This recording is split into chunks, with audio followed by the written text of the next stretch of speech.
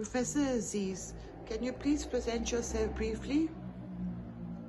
My name is Quasim Aziz and I'm Professor of Neurogastroenterology at Barts in the London School of Medicine and Dentistry, which is part of Queen Mary College, and I'm President of the European Society of Neurogastroenterology and Motility. Why have you chosen to work in the field of neurogastroenterology? My interest in the field was sparked while I was doing my PhD in Manchester with Professor David Thompson. And my topic was to study the brain-gut axis using neurophysiological techniques. So I was involved in developing the technique of cortical evoked potentials, functional MRI, transcranial magnetic stimulation to study neurophysiological pathways, both afferent and efferent pathways. And that was really a fascinating time for me. And I get really very interested in the brain-gut axis. And from there, my interest in neurogastroenterology was sparked. I met some of the leading specialists and academics in the field, which was extremely enlightening for me. I attended conferences on neurogastroenterology. And altogether, that experience, those 3 years of a PhD, and then the postdoctoral fellowships, etc., really confirmed to me in my mind that this was the specialty that I wanted to really go ahead and work in for the future. Why should a young gastroenterologist start career in neurogastroenterology? I think it's a fascinating field. It's fascinating because there's so many different aspects to it.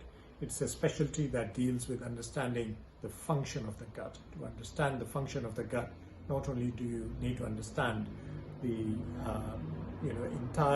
the function of the entire gastrointestinal tract. There are different organs, and within each organ there are specialized neuromuscular structures which need further understanding. There is the brain-gut axis as to how the brain and the gut communicate via the extrinsic nervous pathways, via the neuroendocrine pathways, via the immune system. And then there is a whole ecosystem of gut microbiota as well within the gut, which moderates this brain-gut communication. So altogether, understanding all these different components and how they relate to gastrointestinal function and how that then relates to disease is totally fascinating. And I think anyone who really takes the time to work on this specialty and tries to understand the reasons behind why a lot of unexplained gastrointestinal disorders occurs, like these functional gastrointestinal disorders, I'm sure will be fascinated just like me. And the other reason I would say is that because there are still so many unexplained medical conditions out there, particularly within the field of gastroenterology, by working in neurogastroenterology, you have the opportunity to find the answers for these conditions. And I think that should really be a strong motivating factor for everyone. Neurogastro 2021 is approaching in September. What to expect from the event? This is the premier event in neurogastroenterology and motility, because this conference brings together some of the key opinion leaders from around the world to talk about conditions that are relevant to our specialty.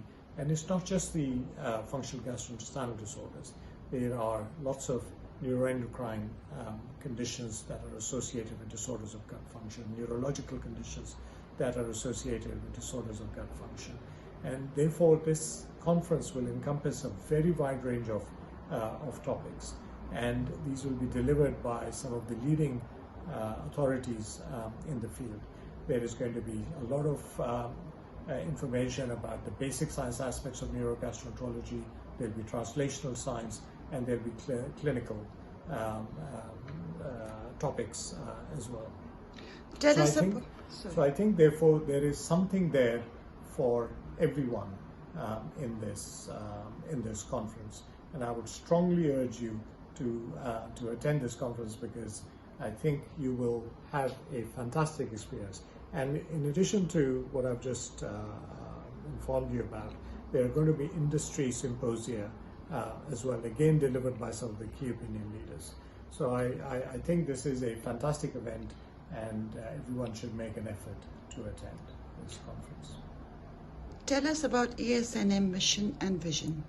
I think the ESNM mission is to provide the best quality education about our specialty, and to make sure that we facilitate academics and clinicians around Europe to provide best practice within this specialty.